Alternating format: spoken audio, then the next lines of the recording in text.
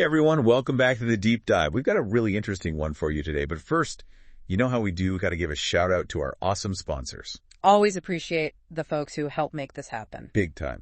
Well, so first up, we have the IRM Maturity Assessment. Yeah, I've heard good things about this one. For sure. Head over to airmaturityassessment.com and check it out. It's a super helpful self-assessment tool that gives you real actionable insights into your information risk management, like where do you actually stand, what needs work. Super practical stuff. Makes a ton of sense. Got to know where you are to figure out where you're going, right? Exactly. And that leads perfectly into our second sponsor, the Cyber Insurance Calculator. Ah, yes. Cyber insurance. Always a hot topic. You said it. So many people are wondering about coverage these days, and with cyberinsurancecalc.com, you can get personalized premium estimates, even instant quotes. It really helps you understand that financial side of cyber risk. Definitely a good thing to have a handle on. Couldn't agree more. All right, so with that out of the way, let's dive into today's topic, vulnerability disclosure. Oh, this is a good one. Always so much going on under the surface. Totally. I mean, we all see the headlines, right? Big breaches, companies scrambling. But we rarely get a glimpse into how those vulnerabilities were actually found and reported in the first place. It's a whole world unto itself, and whether you're a tech person dealing with this stuff daily, or someone in leadership thinking about risk, or honestly, even just someone who uses the internet, which is pretty much everyone, understanding this process is crucial. For sure. So we've pulled together a ton of information. For this deep dive, we've got Wikipedia laying out the basics of what coordinated vulnerability disclosure actually is.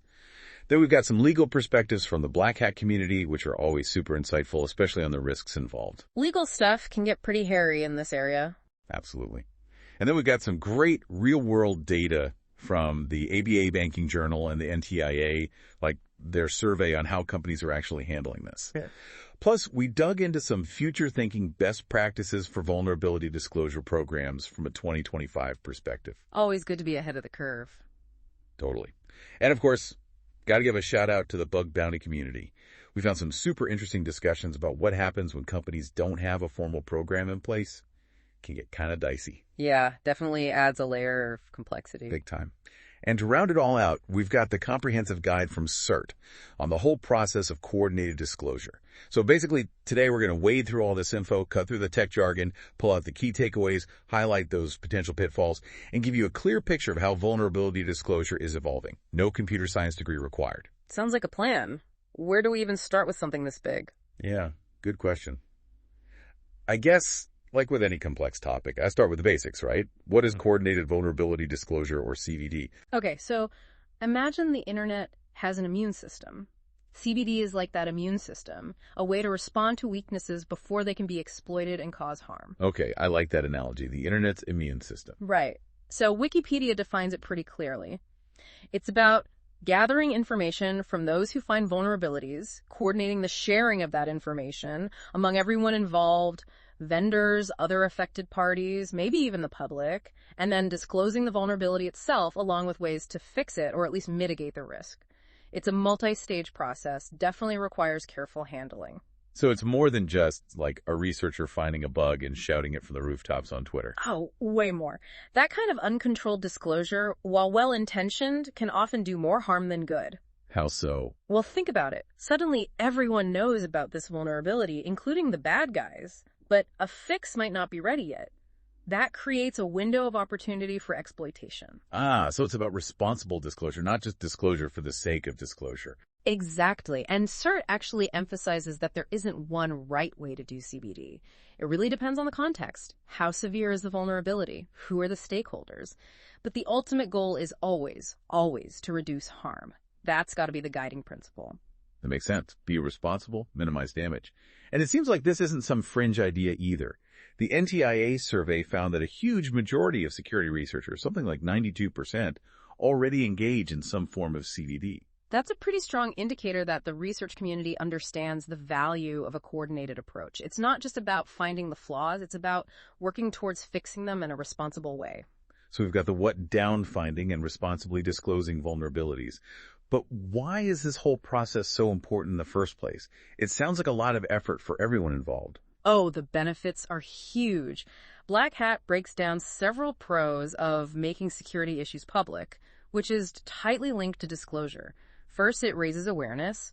People start paying attention to the risks, so individuals and companies can actually take steps to protect themselves, like applying patches or changing their configurations. So this is like a wake-up call, get your security in order. Right. And then, of course, it allows vendors to actually fix the vulnerabilities. I mean, they can't fix what they don't know about. And maybe most importantly, in the long run, this knowledge often pushes vendors to build more secure code in the future. It also encourages them to be more responsive when new vulnerabilities pop up. So it's about shifting the mindset from security through obscurity to being more open and proactive. Exactly. Because that old idea of keeping vulnerabilities secret, hoping no one will find them, well, history has shown that it rarely works. Right, because eventually the wrong people will probably find it anyway. Yeah. And then you've got a real problem on your hands. The 2025 VDP update actually frames this as a mainstream security necessity, like a digital neighborhood watch, if you will. I like that. Everyone's looking out for each other. Yeah, it's creating that channel for vulnerabilities to be reported and addressed before they get exploited by bad actors, which is obviously the ideal scenario. Absolutely. Catch it early, fix it quickly. And from the NTIA's viewpoint, this is like essential, right? Protecting the economy, the people. Right, because a vulnerable digital infrastructure puts everyone at risk, no question. Okay, so we know what CVD is, why it matters, but who are the main players here? Who's doing all this work? The CERT guide lays it all out. You've got the finder, the person or group who actually discovers the vulnerability. The eagle-eyed investigator. Exactly. Then there's the reporter. This is the person who takes that information and tells either the vendor or coordinator about it. Makes sense. The finder and reporter are often the same person, right? Usually, but not always. Then, of course, you've got the vendor. This is the one responsible for actually fixing the problem. So this could be like a giant software company or... Could be, yeah. But it could also be an individual app developer or even the people who maintain an open source project. The definition of vendor is pretty broad. Then we've got the deployer, the folks actually using the vulnerable product. Got it. The end users. Exactly. And finally, we've got the coordinator. They're the ones who kind of oversee the whole process. Like a project manager for vulnerability disclosure. In a way, yeah. This could be dedicated security teams like CSIRTs or PSIRTs, the ones who deal with security incidents and vulnerabilities all the time. Could also be bug bounty platforms, acting as middlemen, or even organizations like CERT-TCC. They play a big coordinating role for a lot of significant vulnerabilities. So it's a whole team effort. Okay, now let's walk through the actual process from the moment a vulnerability is found to when it's finally fixed. So it all starts with discovery, obviously. This is where our eagle-eyed investigator comes in. Yep. And they're usually using a bunch of different tools and techniques to find those hidden weaknesses in software and hardware. This stage really highlights how crucial ongoing security research is. Without it, who knows how many vulnerabilities would just be sitting there waiting to be exploited. So this is where ethical hacking and pen testing come in. Exactly. Then, once a vulnerability is found, the next step is reporting. This is where things can get a little tricky. Wait, why tricky? You'd think companies would want to know if they have a problem. You'd think so, right? But we were looking at some discussions in the bug bounty community, and there's a real fear among some researchers about legal threats when they report to companies that don't have a formal vulnerability disclosure program in place. Seriously, so they're worried that they'll get in trouble for trying to help. It's a valid concern, unfortunately. In those cases, being able to report anonymously, at least initially, is super important. Wow, that's kind of a scary thought. So hopefully most companies are more receptive, even if they don't have a formal program. Let's hope so. All right, so once the report is in, the next stage is triage and validation. This is where the vendor, or the coordinator if there is one, takes a closer look at the vulnerability and figures out, is this actually a valid security issue? How serious is it? So they're basically playing digital detective. Yep. They're looking at the details, trying to reproduce the vulnerability, and figuring out what kind of impact it could have if it were exploited. The 2025 VDP update actually stresses how crucial it is for vendors to quickly acknowledge the report to the researcher. It shows they're taking it seriously. And they also need to be good at weeding out duplicate reports and spam submissions. I love spam. Makes everything more complicated. Right. So keeping that communication going with the researcher throughout this whole process is another key best practice. The update also mentioned that more and more organizations are using special tools and even automation to handle the flood of reports they get. Makes sense, especially for larger companies. Streamline the process. Okay, so what happens after a vulnerability has been validated? It's go time, right? Yep. That's when we move to remediation. This is where the vendor gets to work fixing the problem. Sometimes that means developing a software patch. Sometimes it's a different mitigation strategy. This is the part where they're actually addressing the security flaw. Right. Exactly. And then we get to disclosure. Okay, so this is where the news headlines come from. Often, yeah. This is where the vendor releases information about the vulnerability and how they're fixing it. But even here, CERT says there isn't one right way to handle disclosure. Sometimes vendors publish their own security advisories, sometimes it's shared through mailing lists, or CERT might issue a vulnerability note. The 2025 update highlights that coordinated disclosure is becoming the norm. There's a growing trend towards a 90-day disclosure policy. So that means the vendor has 90 days to fix it before it becomes public knowledge. That's the general idea, yeah. And there's a push for more transparency, too, like giving more detail about the vulnerability and how to address it. Makes sense. Keep everyone informed. Right. And then finally, we have closure and recognition. Sounds like a happy ending. Hopefully. This is where the vendor officially tells the reporter that the vulnerability is fixed and, importantly, they thank them for their contribution. A lot of organizations are starting to see the value in acknowledging the work of researchers. Makes sense. They're playing a crucial role. Totally.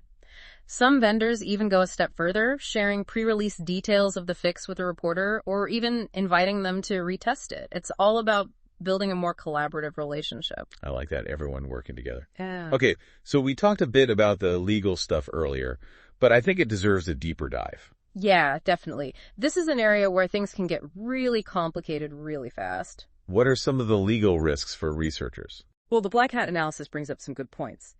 In the U.S., you've got the DMCA, the Digital Millennium Copyright Act, which is meant to protect copyrighted works, but it can sometimes be interpreted in ways that impact security research. Especially if researchers are using certain tools or techniques to find vulnerabilities, there are questions that come up. Who is the researcher? Did they have permission to do what they did? What was their intent? So even if a researcher's trying to do the right thing, they could still get in legal hot water. It's a gray area sometimes. And that uncertainty can really discourage researchers from reporting vulnerabilities, especially to organizations that don't have a clear stance on security research. So having a strong vulnerability disclosure program with clear legal protections seems like a must. Absolutely. The 2025 VDP update really emphasizes the importance of safe harbor provisions. This basically tells researchers that they won't be sued for reporting vulnerabilities in good faith as long as they stay within the scope defined by the program and try to avoid causing harm. So it creates a safe space for responsible reporting. Exactly. And the NTIA survey found that this is a big deal for researchers. Something like 60% said they'd be hesitant to work with a vendor if they were worried about legal repercussions. So clear communication and legal protection, that builds trust. Big time. Okay, so we've talked about why vulnerability disclosure programs are important, but what do they actually look like in practice? What makes a VDP successful beyond just the legal stuff? The 2025 update gives a pretty thorough rundown. First, you need a clear public policy. It should spell out the scope of the program, like what systems and products are included, what kind of testing is okay. Also, it needs to lay out those safe harbor provisions we talked about, plus clear contact info for researchers. So transparency right from the start. Exactly. Then you got to have the right people and processes internally to handle those reports. You need a dedicated security team who can triage and validate the vulnerabilities. And of course, you got to tell people about your VDP, make a public announcement, engage with the research community. Spread the word. Right. And then you need solid processes for everything, triaging, validating, remediating, disclosing. We're also seeing more and more automation being used in those early stages just to keep up with the sheer volume of reports. And some organizations are even integrating their VDPs with bug bounty platforms. So researchers get rewarded for finding valid bugs. Exactly. It incentivizes participation. Finally, you got to build trust. Be transparent about what your VDP is doing, how many reports you're getting, how many you're resolving. That goes a long way with the research community. It's like a feedback loop, right? More trust leads to more reports, which leads to a more secure ecosystem. You got it. Now, the NTIA survey found that more mature companies, those who've been doing this for a while, were more likely to have all these pieces in place. But what about those who are just starting out? What are the biggest hurdles for them? Well, according to the survey, it often boils down to awareness. Some companies just aren't aware of how important vulnerability disclosure is.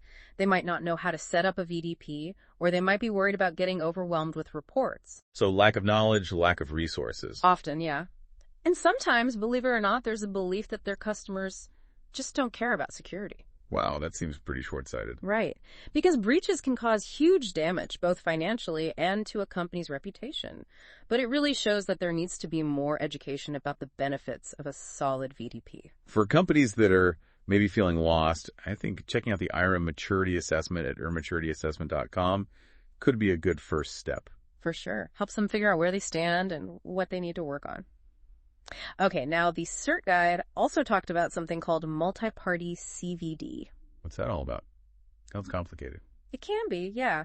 Essentially, it's when you have multiple parties involved in a single vulnerability disclosure. Like multiple researchers finding the same bug. Could be that, yeah. Or you might have a vulnerability that affects a whole supply chain. Like a vulnerable component in one product leads to a vulnerability in the final product. Or maybe the same vulnerability exists across tons of different products from different vendors. That sounds like a logistical nightmare. It can be. Synchronizing everything, making sure everyone releases fixes at the same time, keeping everything secret before disclosure, deciding on a fair timeline. It's a lot to manage. So communication and trust are key in those situations. Absolutely crucial. Without that, multi-party CVD can be a real headache. Okay, switching gears a bit, let's talk about the tools and processes you need to actually run a successful VDP. What are the essentials? CERT highlights a few things. Secure communication channels so researchers can submit reports safely, contact management systems to keep track of everyone, case tracking systems to manage the whole life cycle of each vulnerability, and comprehensive inventories of your own code and systems so you know what's affected. They also talk about the importance of having test environments, like virtualized labs, so you can actually try to reproduce the vulnerability and see how it works. Makes sense. Got to be able to test it safely. Right. And then there's operational security or OPSEC. Things like, how do you manage encryption keys? How do you handle sensitive information? There's a protocol for that called the Traffic Light Protocol, or TLP. I've heard of that, but could you give us a quick refresher? Sure. So TLP is a color-coded system for indicating how sensitive information is. Like a stoplight for sharing secrets. Basically.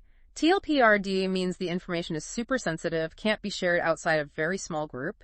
TLP.amber means you can share it within your organization and with trusted partners. TLP green is for sharing within a specific community, like an industry. And TLP white is for anything that can be shared publicly. It's a simple but effective way to make sure sensitive stuff is handled appropriately. Smart. Keeps things under wraps until it's safe to go public.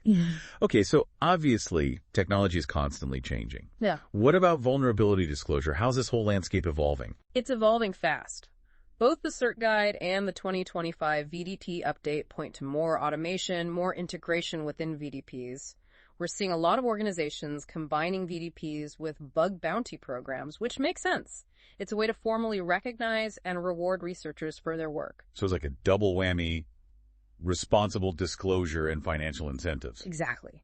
And there's a big push for transparency and building trust with the community. Organizations are publicly talking about their VDPs, sharing stats, and being more open overall. That's a good sign. It is. But of course, there are challenges too. Like, think about the Internet of Things, all these connected devices. They often have limited tools for security testing, they're hard to update, and the supply chains are super complex. So IoT security is a whole other beast. Pretty much. It adds a whole new layer of complexity to vulnerability disclosure. Okay, last but not least, let's talk about the researchers themselves. What motivates them to do this work? What are their expectations? Yeah, what makes them tick? The NTIA survey gives some interesting insights. Only about 15% actually expect to get paid for finding vulnerabilities. What they really care about is communication. Around 70% want regular updates on the status of the bug they reported, and a whopping 95% want to know when it's finally fixed. So it's not about the money, it's about seeing their work make a difference. Exactly, and feeling like they're being heard. If they feel ignored or like their reports are going nowhere, that's when they might consider going public with a vulnerability before it's fixed. Which obviously creates more risk. Exactly. So basic things like acknowledging their report, keeping them in the loop, those go a long way in building a good relationship. Okay, and lastly, what about the vendors? What's their take on all this? Why do they even bother with these programs? The NTIA survey found that the more mature vendors, the ones who've been at it for a while, often develop their procedures internally. They learn as they go. The main reasons they have these programs seem to be a sense of responsibility towards their users, and increasingly because their customers are demanding better security practices. So it's both ethical and business-driven. Definitely. But here's a surprising thing. Only about 1 in 3 companies said they think about how their suppliers handle vulnerabilities. It's a big blind spot, isn't it? Huge, because even if you have a great VDP, if your products rely on vulnerable components from someone else, you're still at risk. So it's about managing risk across the entire ecosystem. Exactly. Got to think bigger picture. Okay, so to bring this all back to our listener, why should you care about vulnerability disclosure? Whether you write code, run a business, or just use technology every day, why does this matter? Well, for everyone, I think it helps to understand what's happening behind the scenes to keep our digital world secure. It's a huge collaborative effort and sometimes a bit of a struggle between researchers and the people who create and maintain the technology we all rely on. And for businesses specifically. Having a good VDP and a good relationship with researchers is a smart move. It's proactive, it helps you find and fix weaknesses before they become major problems, and it can actually save you money in the long run. Plus, it protects your reputation and builds trust with your customers. It's like investing in a security safety net. Exactly. And for individuals, just knowing that there are people out there working hard to make things safer can give you a little more peace of mind, even with all the scary headlines about breaches. Absolutely. Makes you feel like you're not alone in this digital world. Right. Before we wrap up, one more resource worth mentioning. Oh, yeah. Microsec Tools. They're at microsec.tools. They have a whole bunch of lightweight security tools, and they even offer a free starter kit. Really useful for anyone who wants to get a better grip on their own security. Nice. Easy to use, even for non-tech folks. Exactly. And of course, for businesses, there's the IRM Maturity Assessment. Always a good one. Okay, so to wrap up this deep dive, it's clear that coordinated vulnerability disclosure is complex, but crucial. Couldn't have said it better myself. We've got researchers finding the flaws, vendors fixing them, and coordinators making sure it all happens responsibly. Clear communication, legal protection for researchers, and well-defined VDPs are all essential. And this whole landscape is constantly changing, moving towards more automation, more transparency, more collaboration. It's an exciting time to be in security, that's for sure. It really is. The CERT guide made a really interesting point. In our imperfect world where software is complicated and people's motivations can be all over the place, coordinated vulnerability disclosure is ultimately about encouraging people to work together to do the right thing so we can all benefit. It's about building a more secure future for everyone. Exactly. Which brings us to our final thought for you to ponder.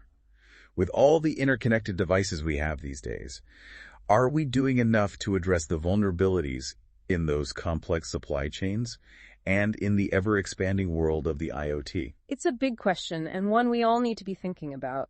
Absolutely.